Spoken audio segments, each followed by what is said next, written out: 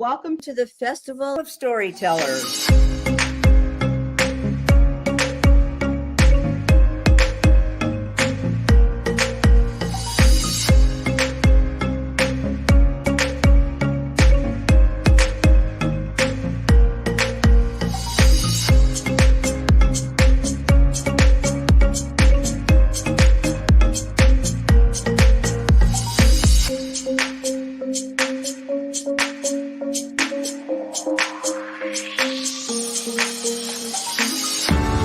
I can't tell you how excited I am to be on right now. It's been a couple of weeks of excitement getting prepared, and I've done a lot of things in my life, but this has got to be close to the top. Thank you, and Reader's Magnet, and thank you, John, for putting this forth and taking the chance on us authors in presenting this out to the world. I've enjoyed this immensely, Joanne. Ellie, so have I. Thank you for who you are, and thank you, Reader's Magnet. You all are beautiful, and you've worked so very hard, and we are blessed. We are. I thank everybody that's involved with this process, because we know writers need readers and writers need publishers. We thank Reader's Magnet and everybody that's involved. I love Reader's Magnet. They say, we share your stories with the world.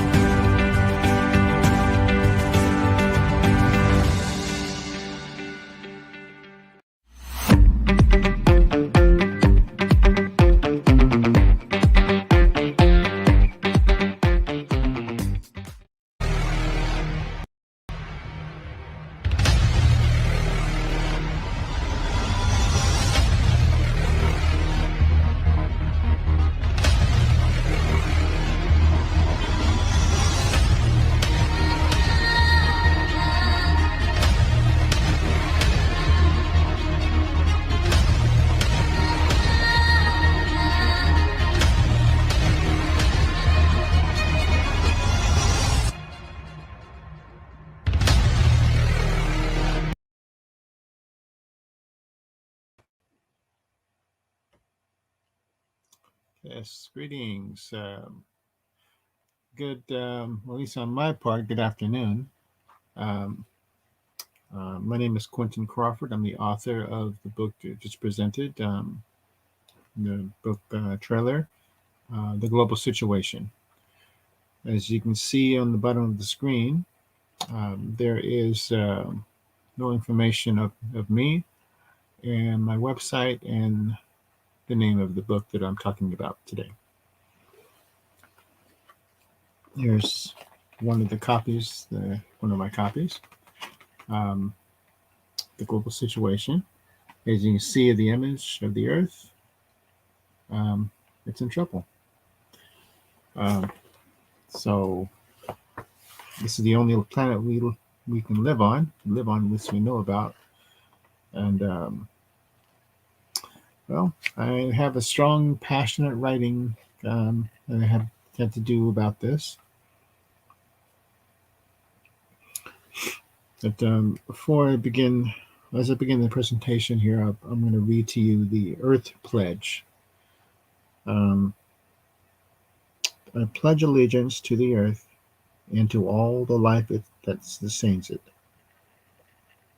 One planet in our care, irreplaceable, with sustenance and respect for all.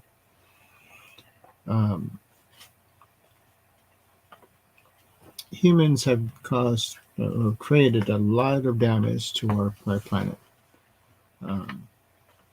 Only one that we can live on, this as far as we know right now, and extremely difficult to get to any others and survive. My book contains information in several different realms. Endangered species. I have several pages of the lists of endangered species in our world. I'm trying to cover as many places as possible, not just the United States of America, but the islands of the Pacific, um, places in Asia, continent of Asia, Africa, South America, Central America, and some of the islands in the Atlantic. There are life forms, and also in Antarctica. Can't forget that place. Um, there are life forms of many different sizes and shapes. Some near microscopic, and some that are extremely huge. The blue whale, humpback whale, most all dolphins, and so forth are all endangered now. Lions, tigers, so forth. Humans now. Several humans, types of humans and cultures and so forth are now endangered of being wiped out. And of course, I'm sure everybody knows the word pandemic by now. If you haven't heard it before, I don't know where you've been. So far, there have been well over 13 to 15 pandemics that humanity has had to endure. We are currently in the process of trying to endure approximately 3 pandemics at the same time right now. The one you mostly hear about, I'm sure, is COVID-19 or coronavirus. There's about 3 or 4 different versions or types of coronavirus that are out and about right now. And essentially, if it could be considered an extinction level event for us as humans. We do have antiviral medications and vaccines to protect us, but there is a possibility of another mutation that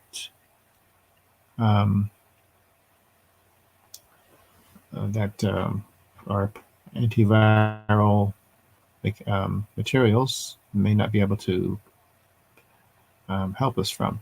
Now, I have a question here from Fairgoer 1950. Which century experienced the worst pandemic ever?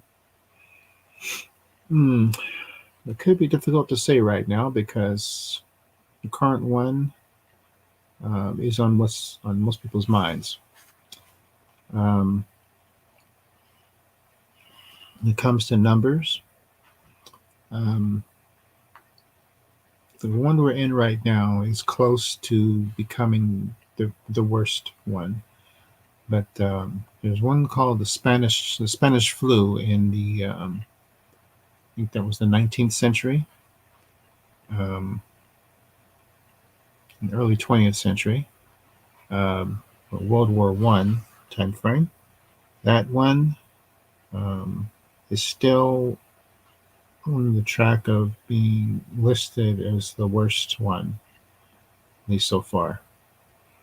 But remember now, we do have some pandemics that are not fatal, totally fatal. One of them was from an STD, actually 2 STDs, which are sexually transmitted diseases, which because of the massive spread of the pandemics, those pandemics, which are not totally fatal. Those ones weren't fatal, or have been fatal, at least so far. Herpes, and I believe it is called so the gonorrhea or chlamydia, one of those two. I'm not sure which one is the higher number.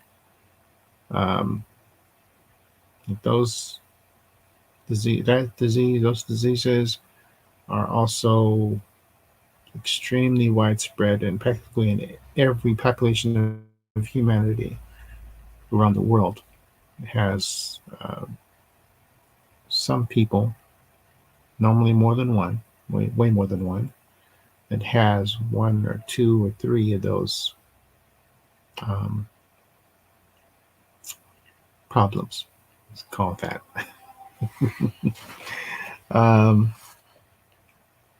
Now, I listed several pandemics within this book. HIV, or as we just call it as AIDS, is also a pandemic. It's still going on. There's little news about it that's going on right now. That there is, it still exists. Some of the worst things to do or to have right now is have both COVID and HIV at the same time. Double trouble. You might as well just buy a funeral plot.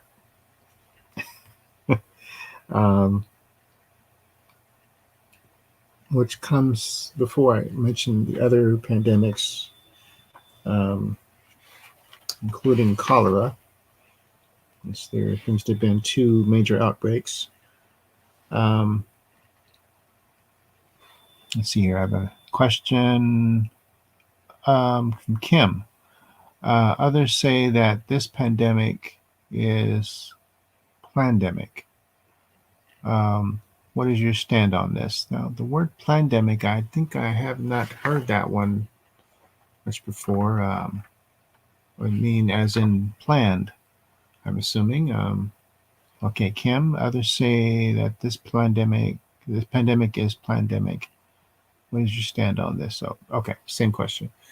As if the pandemic, the COVID one, I'm assuming that you're referring to, is planned. I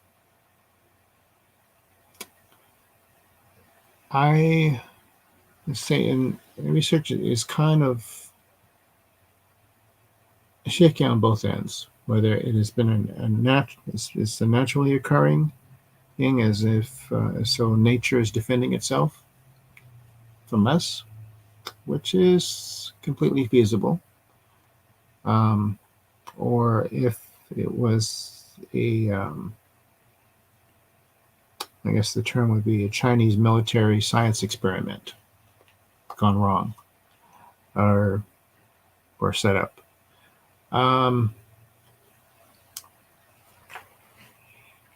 The stand that I have on that is that it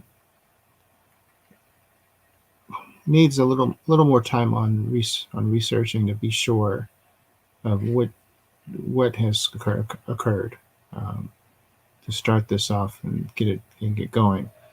I do also believe that the this coronavirus, that at least the initial one that is spread before a mutation, started at a minimum about at least half a year before mentioned. Said COVID-19 in 2019. I believe because of the spread time, that it started in 2018 and started going around, spreading different people, getting around the world around then. And viruses it's also a life form. Don't forget that. And many life forms choose to adapt. They have to adapt to different conditions to survive. Different humans, depending on the race, because we're not all the same.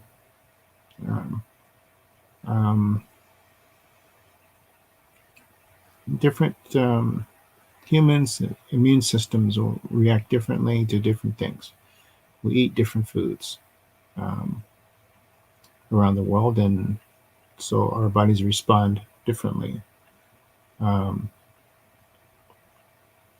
Viruses have to learn how to mutate themselves to adapt, to survive, and also to do what they're designed to do. Um, let's see.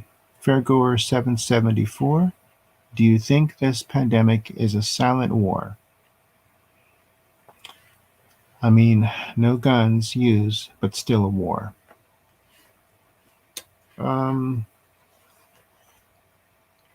It would depend on how those being attacked or being hit up by the virus choose to respond. I would say it can be considered a war. Silent war. Yes. Thinking of it thoroughly, it could be considered a war, either from nature to help to suppress humans and the damage that humans have been causing, or it could be again a Chinese military science experiment or attack on others, which is kind of questionable again because it did hit their own people first in China, and why I don't particularly understand a military attacking its own people before and then others, or using their own people as spreading agents to get to other people. Could have been an accident, or yes, it could also have been something on purpose.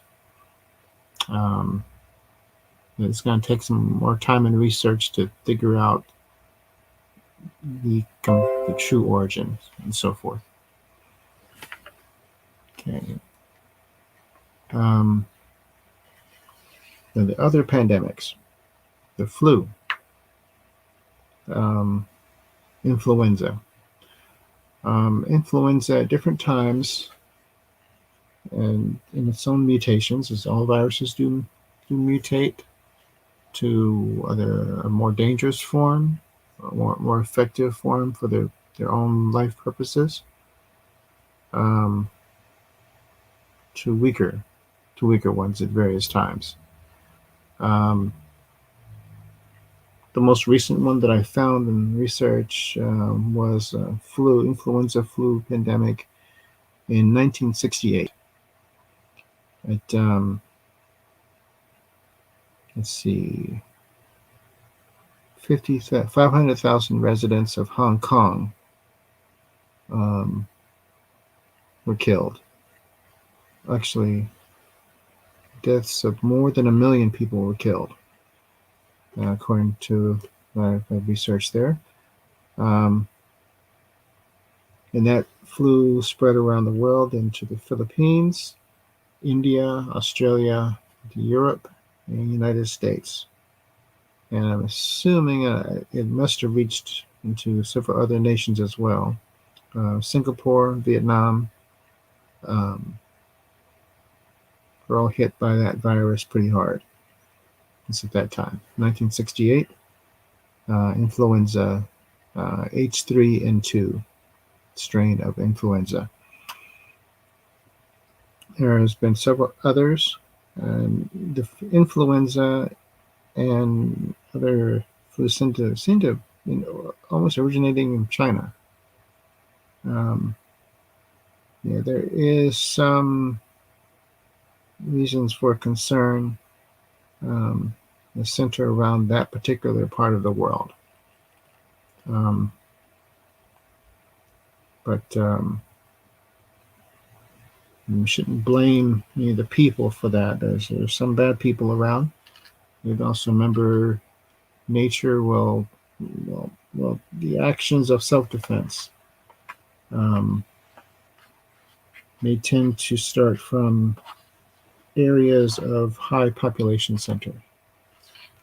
And poor hygiene. And that is one of the locations where both of those are current. There is a flu that came from Russia, and the Russian flu, that was from 1889 to 1890. That was those 2 years. It's out there. Death toll current listed in this is 1 million. The flu I mentioned before, H3N2 strain, that was also 1 million dead. Maybe more. That was not reported. There's some cholera, smallpox. Different than chickenpox. Chickenpox was also deadly. Question here from Fairgoer 1950. What are your thoughts about the current vaccines? First, I'll start with answering that question. I like many of them. Some of them created in China and Russia. No, they're not as effective as the ones created in the United States. I have the Moderna full vaccine shots. Work well for me. I'm fully vaccinated. I still wear my mask. That's a mandate here in my state. Let's see. Are they as effective as those vaccines in the previous pandemics? No. Each vaccine is designed specifically for the virus or bacteria, usually virus, that it's designed for. Designed against, to help your immune system to attack or defend the rest of your body from serious harm.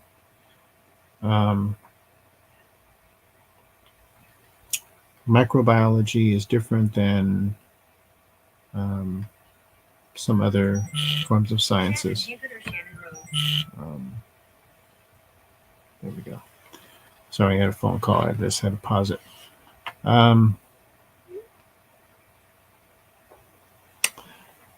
Smallpox killed at least 30% of the West Coast Native Americans during the colonization of North America. Both up into Canada, the regions of what we call the United States of America, and Mexico. All peoples native to the Americas, or what we would call Native Americans, before the Spaniards and the British and French came to conquer. There's a thing called the Black Death. I don't particularly like that term, but this thing called the bubonic plague. I'm sure that's familiar to most people. It's a major viral plague, pandemic, which got through most of Europe, into Africa and Asia. The death toll measure this year is 75 to 200 million people who were killed. Essentially, that could be considered the most or the worst of the plagues that we've had. The bubonic plague.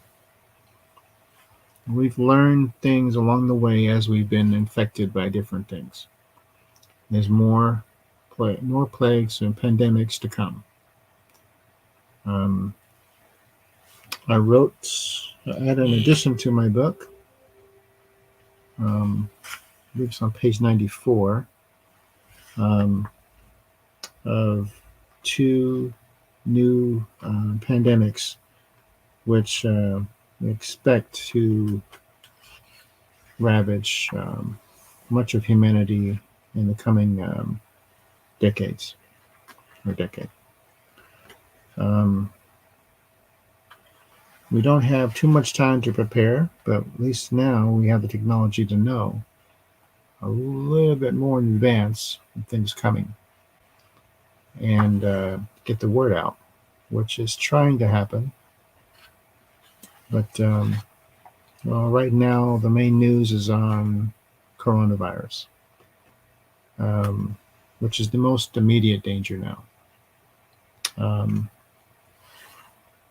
Again, it is an extinction level type of event that we're going through. If we didn't have these antiviruses, antiviral medications coming out, or the vaccinations, with the new technologies that we have and gladfully or somewhat forced to be used, speed up the process of creating antiviruses and vaccinations. And a lot more of us would be gone right now. So that's really what I think about the vaccines.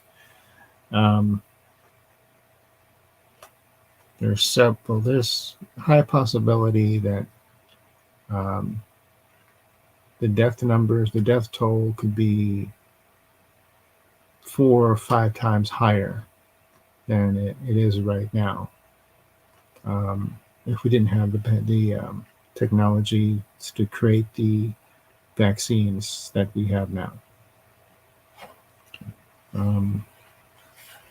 I know that may scare some folks, but I need to speak on reality.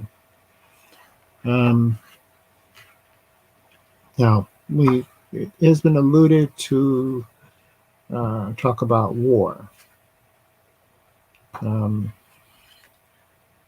Biological warfare was essentially what was somewhat alluded to in the last few questions. Biological warfare has been signed off as a treaty among most every nation in the world to not do. Biological warfare is essentially banned.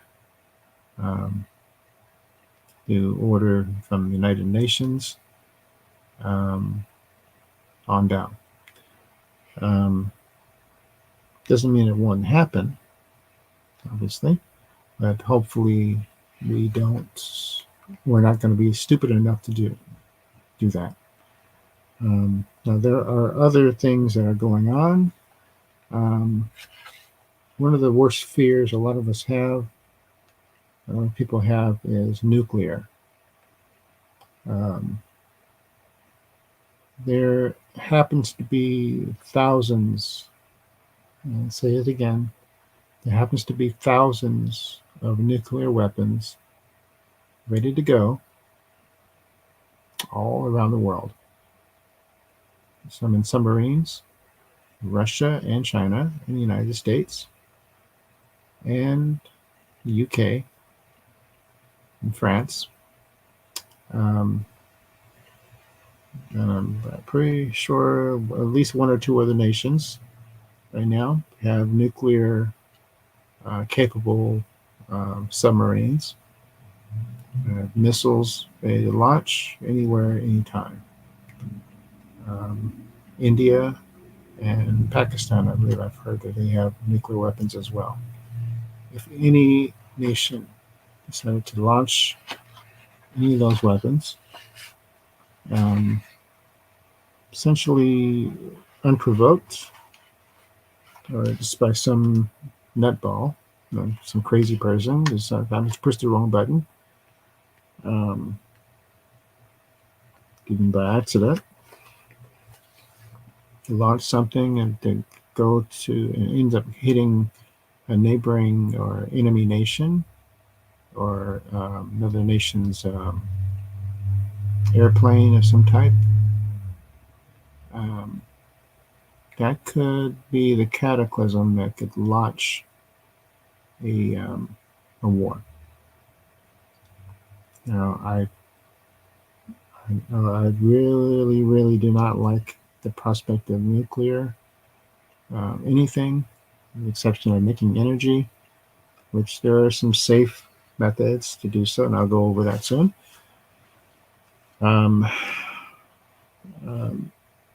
Nuclear disasters, which I do include that within my book on page 111. If a nuclear explosion was to occur, I'm sure anybody watching could look onto YouTube later to see what a nuclear explosion would look like, or looks like. There have been some tests that have gone on different places. Create an extraordinary amount of damage, and it can kill. Right now, they seem to be the most powerful weapons that humans have created. There may be some other technologies that we, yes, there are some other technologies of some weapons that militaries and either one of the three, actually four, I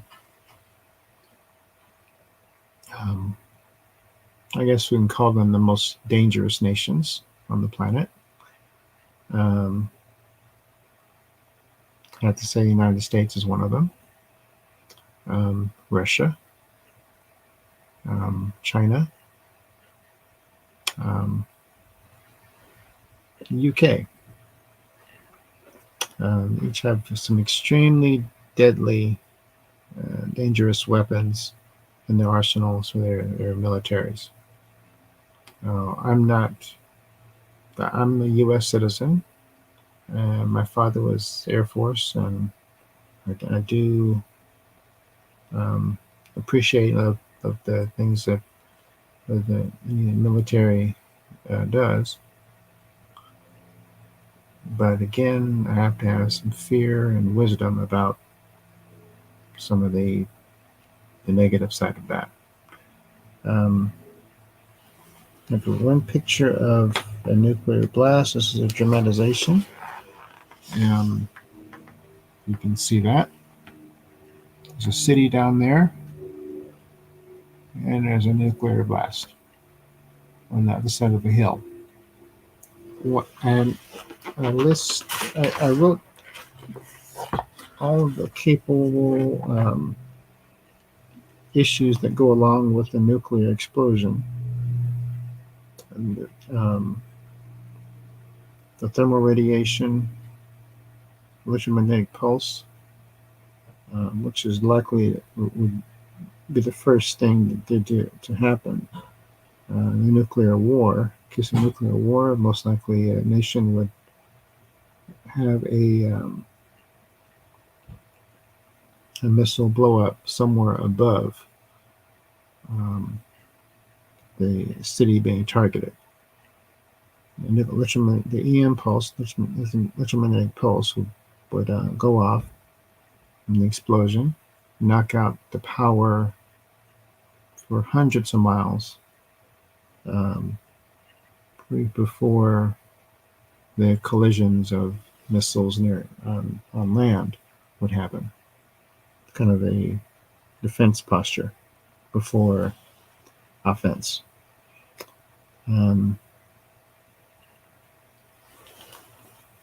In my last book preview for this book, at the end of this presentation, it'll show what would happen in an explosion to people within a city. As the fireball expands.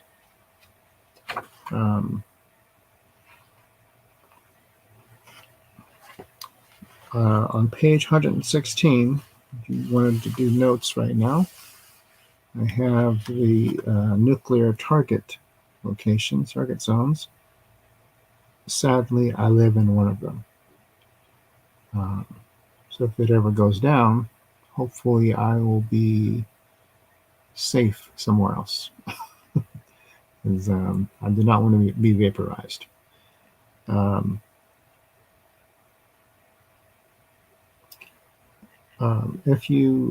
If the military target zones and city target zones in various nations, including the United States and those in Asia, get hit, it's likely that every other major or big location within 50 miles of that particular spot will be barraged by nuclear missiles as well. Within a few minutes, about a few minutes apart, if that long. There's each of those nations I just mentioned, they've been updating the speed of their missile attacks against each other. Sadly, it would be probably about 3 billion people will be killed within probably the first barrage, which would probably last about at the most 30 minutes, and so forth. The effects will be worldwide. I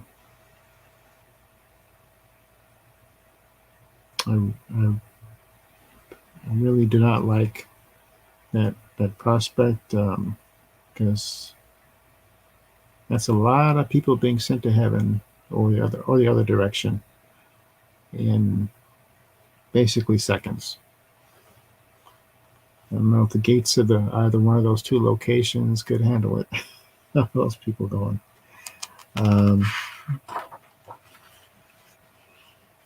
Now,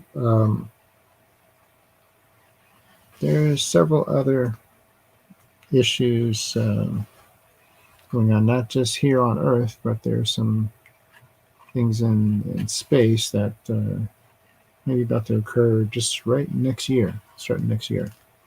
Oops, okay, I have a question here from Kim. How long do you think this COVID-19 pandemic will last? Well, Kim, it seems like it's going to last at least 2 more years.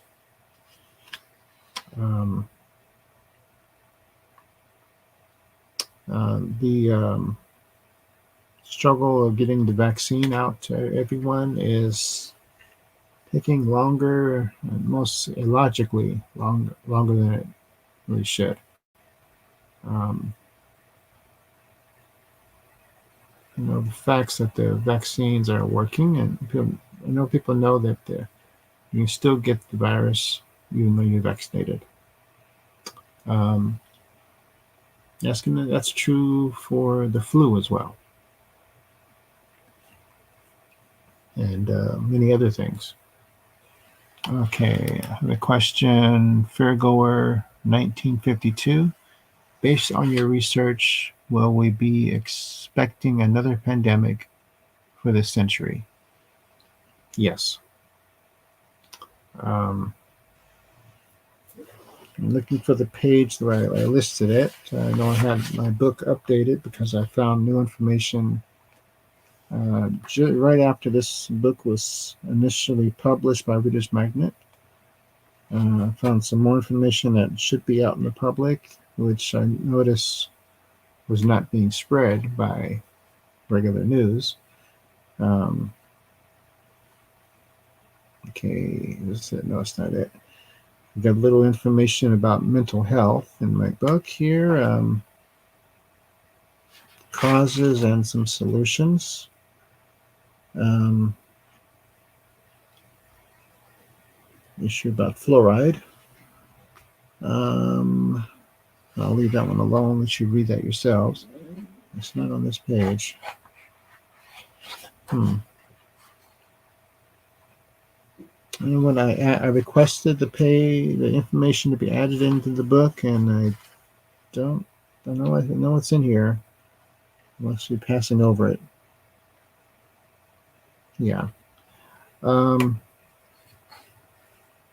There is a disease which it can become a pandemic, full pandemic, that, according to my research, is spreading right now. It's slow acting. At some point, once it becomes, once it learns how to possibly include or meld with other viruses, then it become its own multiple varieties and active at some point in the future. One possibility, which, since we're wearing masks already, it kind of slows its spread, which possibly is the reason why we're more the reason why we're wearing masks than the coronavirus, is something called the nodding disease.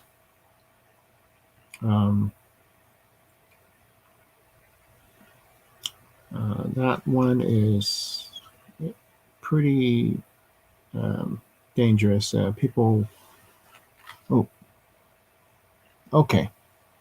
Virgo, 1952. Can you share to us what are the symptoms of this, the nodding disease?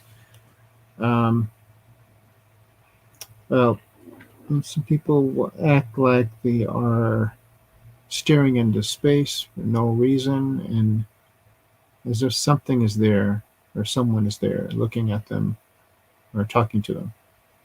And can't really get their attention, but it may become suddenly violent. This is something that is somewhat occurring in a few places. I've read something about that in the Middle East area. Maybe it'll attack ISIS. I shouldn't joke about that, but maybe. It sprung out from northern Central Africa, and the Sudan region, in Uganda. Not everyone will show signs of having it or even have it, because it's not completely communicable just yet. But as viruses are learning how to get out into others and into others, the best, most efficient ways that they can, because they're trying to survive and grow and multiply. Humans happen to be perfect host for several different things. And for that, we're also a perfect host.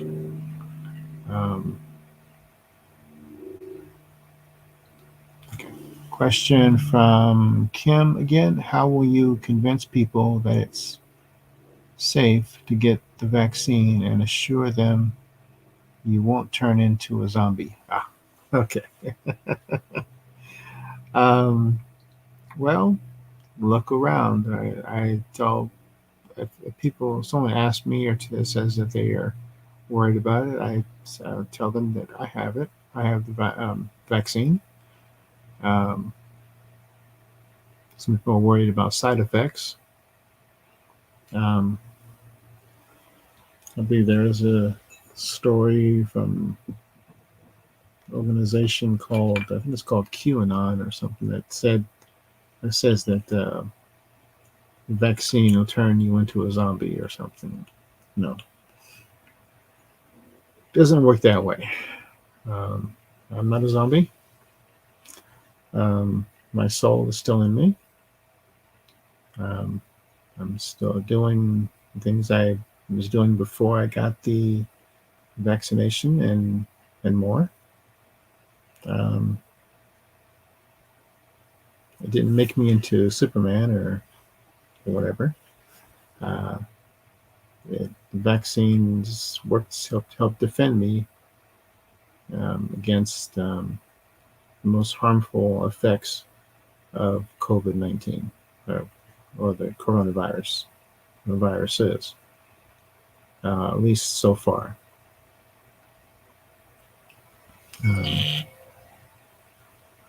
I don't know if there's another variation of COVID-19 coming. I know the Delta variant is spread and pretty prevalent, but because I have the vaccination of at least Moderna, I'm sure the Pfizer and the Johnson & Johnson are also pretty effective.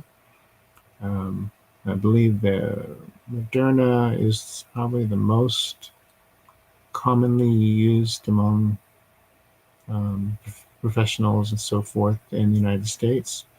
And the Pfizer is mostly the elderly have gotten that one.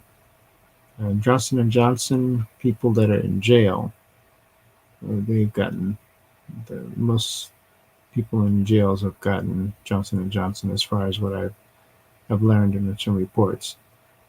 It's because we have a pandemic. Don't forget the people in prison. They may be the most vulnerable because they're in large congregation areas, sometimes in small unit locations together, in many more than one person in a room or cell or whatever. So there's some possibility of another outbreak, a mutation coming out from the jails or prisons in the United States or some other places.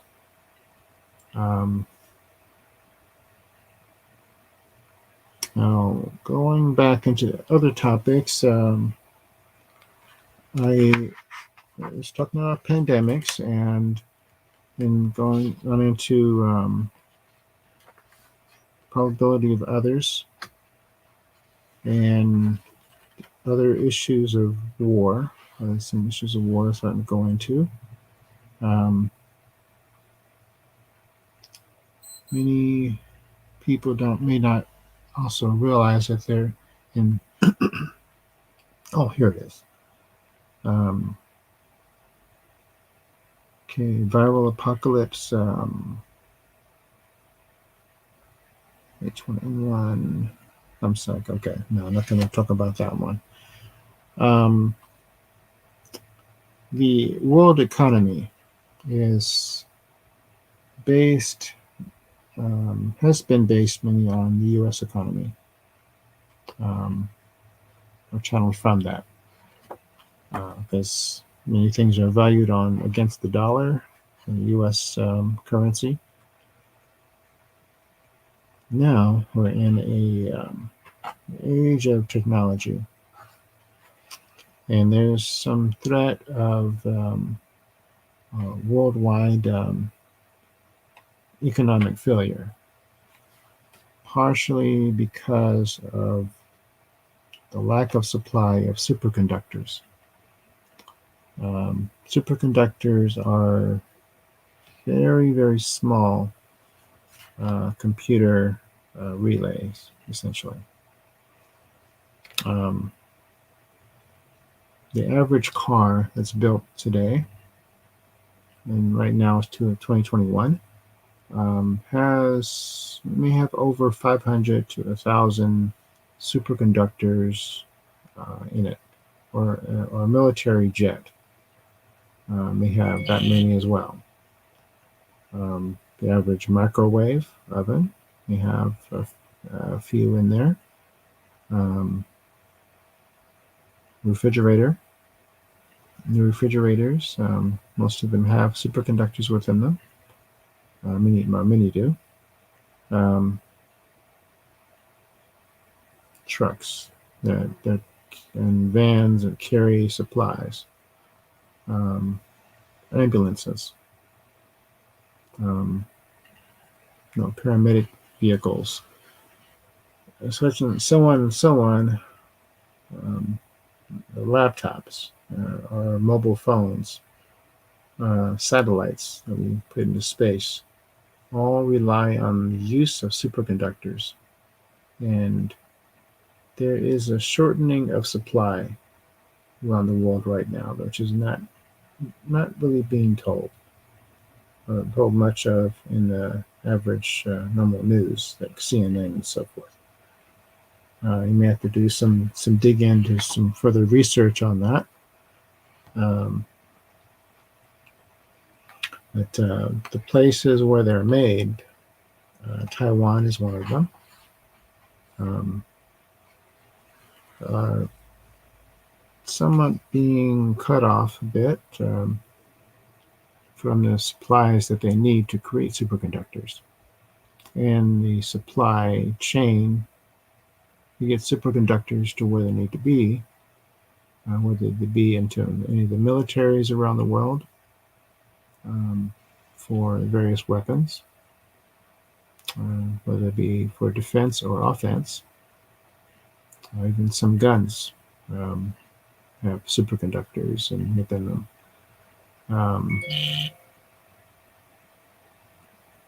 If there is even a lack of one or two or so, the amount of superconductors needed for particular devices or other material supplies, cars, trucks, automobiles, buses, so on, that need a computer to operate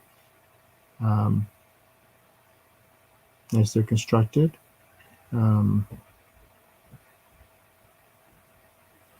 Then they can't be built. Can't make them. And the supply breaks down. The economies of various nations or corporations and so on suffer, which is somewhat what's happening right now. As many people have heard that we're on the verge of another recession. The whole world is, or depression. That's why. Good to invest in certain things. I do believe I heard just last night that there's some attempts to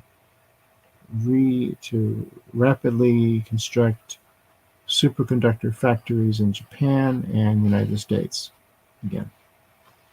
We used to have them, but for some reason, some of our politicians in various nations decided to put everything into Taiwan's hands and let everything go there, and not keep what we should have in other nations. Well, we're letting the fate of that mistake right now. There is a possibility of a sudden economic collapse, especially if China takes over Taiwan suddenly, and the other nations are not prepared with their factories.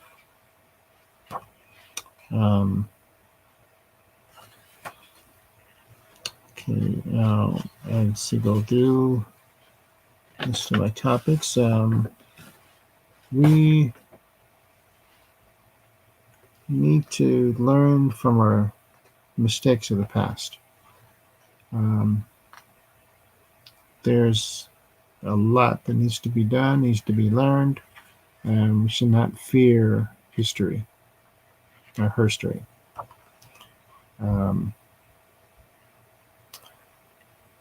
Another issue, the to bridge from is history itself. Our global situation is partially built from what we did not learn from what we've done before. And what we recognize is important. I believe that we need to recognize that from the point of view of looking at world history, that we should not just look at his story. More than half of the human population is female. That surprises almost just about everyone that hears that, I noticed. If you just look around the room, how many men, how many women are there? Well, the example you tend to see is that there's usually more women there, which is a true representation of human population. More so it may also lead to a different way. If we all fully realize that, it may also lead to a different way of relationships. Since there's less men than women, there may have to be a change in how we relate to each other. There's a shortage of men in a lot of places.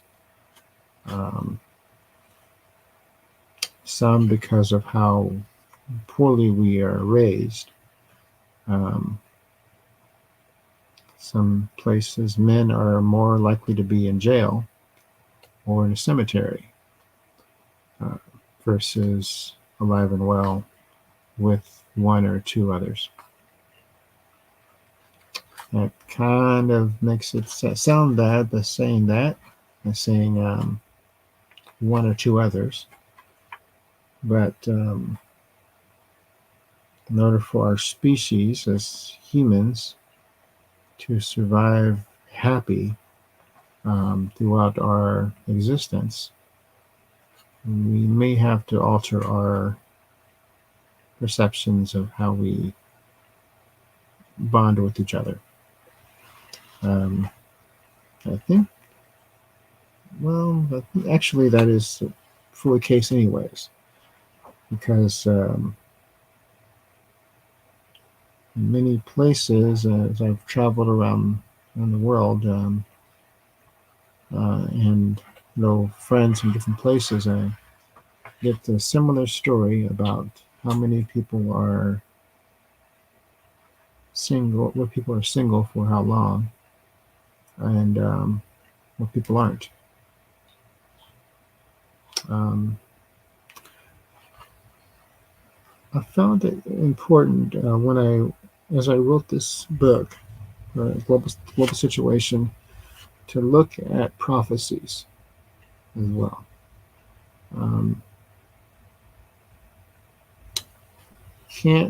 Couldn't really go through looking at humanity without looking at the Bible and other cultures' statements about the future and what they believe about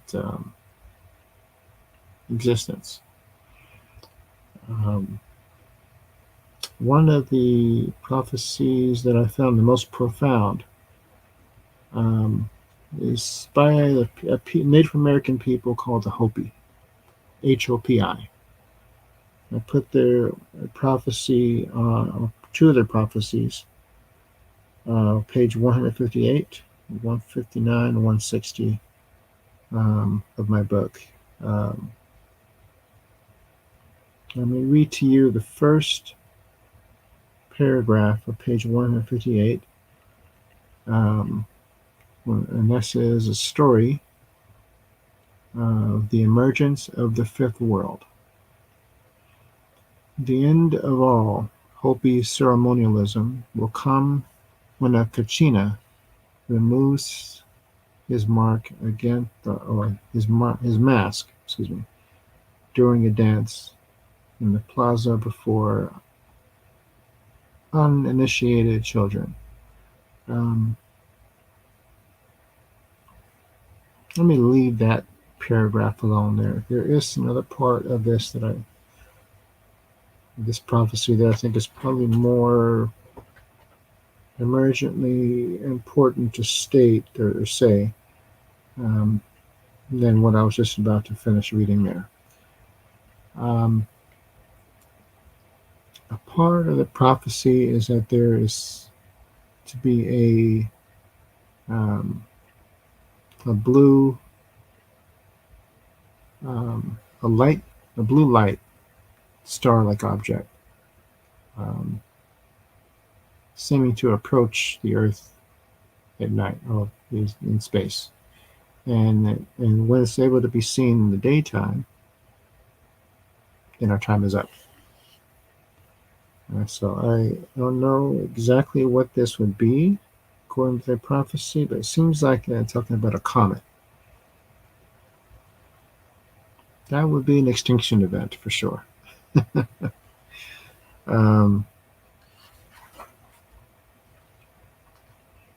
Move on to about religions.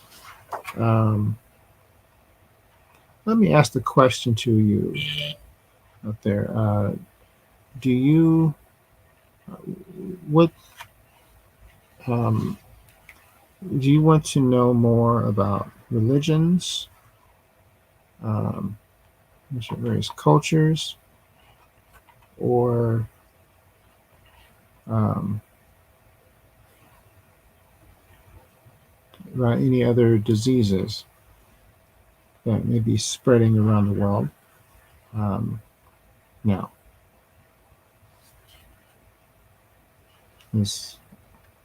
I have pretty much a plethora of information I can state to you right now and make sure I give you the right info that you want to learn.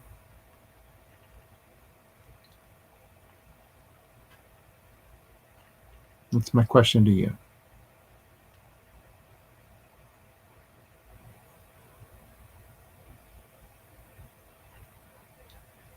Okay, I'll just go on to diseases.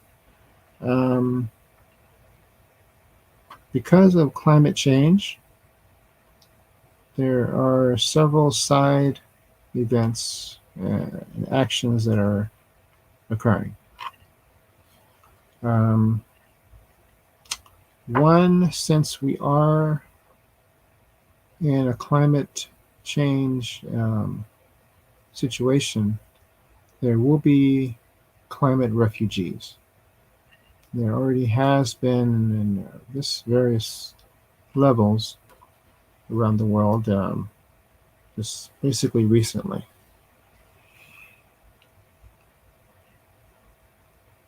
You know the oceans are rising. I've been told that, but did you know that the oxygen level on the planet is decreasing? I'm assuming not. The plants, the major trees in the rainforests around the world have been being destroyed and killed. And this reminds you that in Biology 101 there, that animals such as humans, we breathe in oxygen, and then we exhale carbon dioxide and some other gases. Plants do the reverse. We breathe in carbon dioxide and they exhale, respirate oxygen. We need them to survive.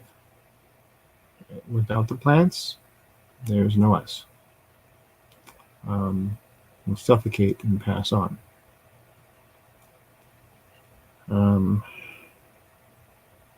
Within my book, I have the oxygen levels that recorded and that was observed in the chemistry of some rocks and clay the chemistry of our planet's atmosphere at the time and in the past, and we can, of course, measure right now. Excuse me. Woke up not too long ago. The oxygen level of the planet in our biosphere, the area of our planet where we live, is dropping. The oxygen producing plants, almost all plants, any plants that have been killed or being killed. Large forests, there are rainforests in South America, in Africa, in the islands in the Indian Ocean, Pacific, Borneo and so forth, being destroyed to make space for people to build houses and things like that, or create farmland or so. It is a bad thing because we have the ability to share. We're supposed to be sharing. That's how we're built.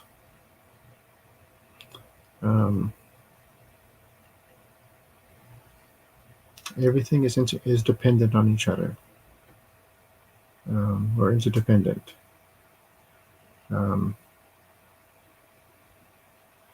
So it's not just them, but it's also plant life in the oceans, the plankton, microscopic plants. They produce the majority of the oxygen on our planet. They've been killed as well. Toxins we're putting in the water, or pouring in the water, dumping out there. And damage to the ozone layer, the part of the atmosphere of our planet which protects us from most of the deadly cosmic rays,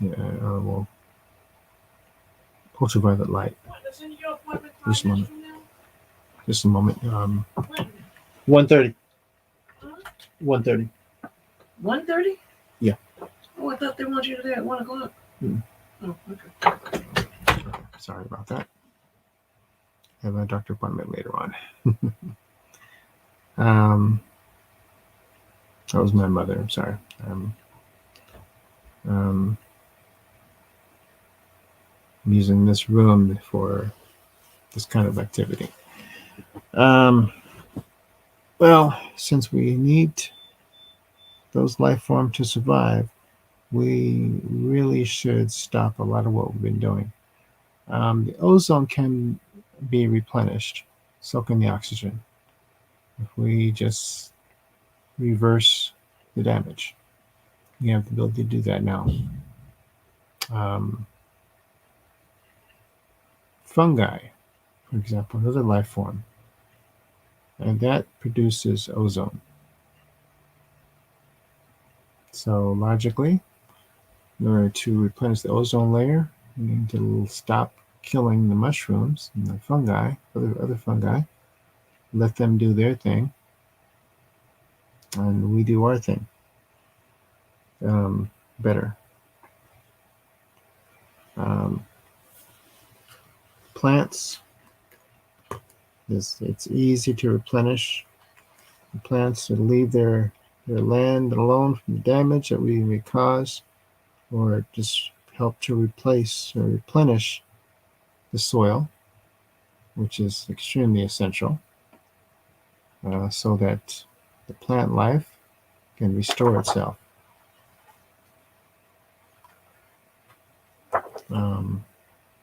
There's organizations around the world that you can help, and things that you can do yourself.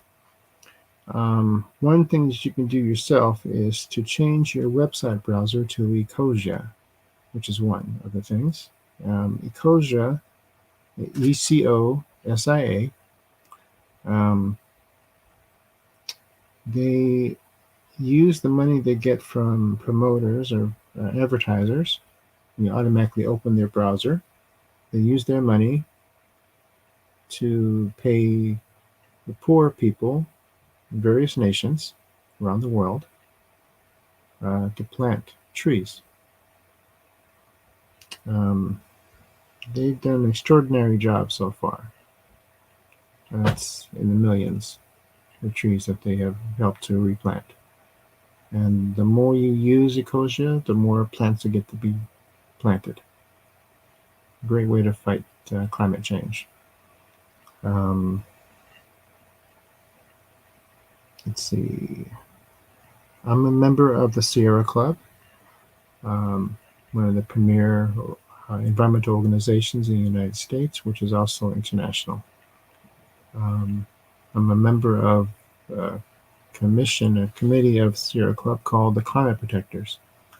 I have a question here from, let's see here, Fairgore 1950. Do you believe there is still a chance to restore balance in nature? Yes. Nature has endured a lot of things.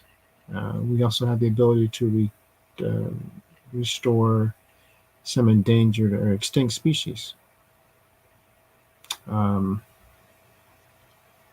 not a huge fan of genetic research stuff, but or DNA manipulation, but we have the technology now to restore many extinct and endangered species.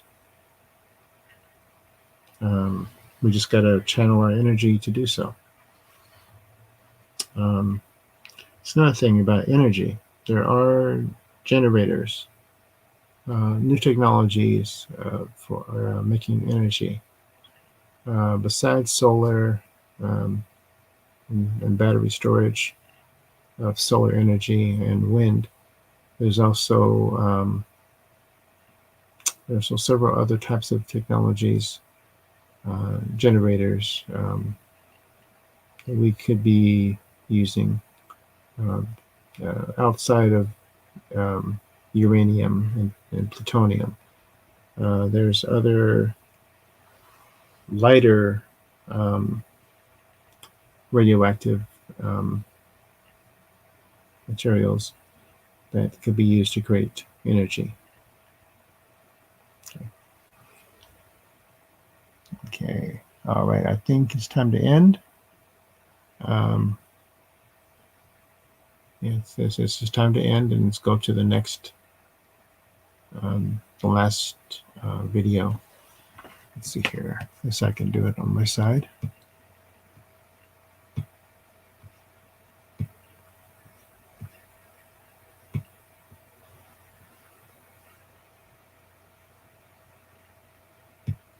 Amazing grace, how sweet the sound.